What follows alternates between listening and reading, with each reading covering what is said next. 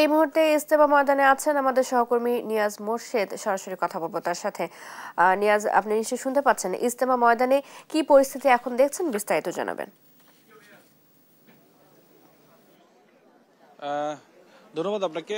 ইজতেমা ময়দানে এখন যে পরিস্থিতি, রোদ উঠে গেছে এবং কুয়াশা কিছুটা কেটে গেছে, এবং সেই কুয়াশা কাটার সাথে সাথে কিন্তু আমরা দেখতে পাচ্ছি যে আসলে বেশ আপনার যারা মুসলিম রয়েছে তারা কিন্তু আসলে আসা যাওয়া করছেন। এবং আপনাকে কিন্তু বলে রাখি যে এই সকাল 10টা নাগাদ কিন্তু আপনার ভারতের যে মাওলানা রয়েছেন আহমেদ হোসাইন, তার আসলে বয়ান শুরু হওয়ার কথা ছিল, এবং ইতিমধ্যে কিন্তু আসলে সেই বয়ান কিন্তু শুরু হয়ে গেছে। এবং আপনাকে একটু বলে রাখি যে এর আগে কিন্তু আসলে আজকে খিত্তায় কিছুক্ষণ আগে আসলে সাথীদের সাথে আলোচনা হয়েছে। যারা বিভিন্ন খিত্তার যারা জিম্মাদার রয়েছেন তারা আসলে এই আলোচনায় আসলে অংশগ্রহণ করেছেন, এবং সেই সাথে সাথে এই ইজতেমার পুরো 2 দিন আসলে কিভাবে কাটাবেন এবং কি কি আচার অনুষ্ঠান তারা পালন করবেন সে বিষয়ে আসলে তারা আলোচনা করেছেন। এবং সেই সাথে সাথে একটু বলে রাখি, এবার ইজতেমায় কিন্তু এই ইজতেমার যে দ্বিতীয় পর্বে কিন্তু আজকে সকাল ফজরের পর থেকে কিন্তু শুরু হয়েছে, তবে আহ্বান এখনো শুরু হয়নি। আহ্বান আসলে আমরা যতটুকু জানতে পেরেছি সেটি হলো জোহরের নামাজের পরে আসলে আপনার আহ্বান শুরু হওয়ার কথা রয়েছে।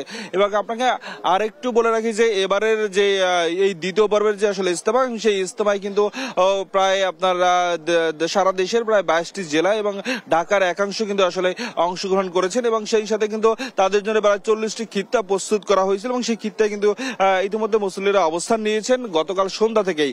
এবং সেই সাথে কিন্তু আপনার যারা প্রথম পর্বের যে ইজতেমা, সেই প্রথম পর্বের ইজতেমায় যে সব 76টি দেশ থেকে প্রায় 3050 জন বিদেশি কিন্তু এখানে এসেছেন, তারা এই দ্বিতীয় ইজতেমা শেষ করে তারপর তারা দেশে ফিরবেন, এমনটি আসলে আমরা জেনেছি। তারা এই দ্বিতীয় ইজতেমা পর্যন্ত এই তুরাকদের যে ইজতেমা ময়দান সেখানে অবস্থান করছেন। এবং আপনাকে আরেকটু বলে রাখি যে এবারে যে আসলে আপনার এই যে ইজতেমা, এটি কিন্তু এই প্রথমবার কিন্তু আসলে আপনার 2 পর্বের ইজতেমা কিন্তু আসলে আপনার একসাথে হয়েছে, এবং সেটা কোনো ধরনের কোনো বিরতি ছাড়াই। এবং সেই সাথে সাথে কিন্তু এরপরে কিন্তু আপনার যে সাতপন্থীদের যে ইজতেমা, সেটি কিন্তু আপনার প্রায় আগামী 14ই ফেব্রুয়ারি থেকে 16ই ফেব্রুয়ারি পর্যন্ত অনুষ্ঠিত হওয়ার কথা রয়েছে।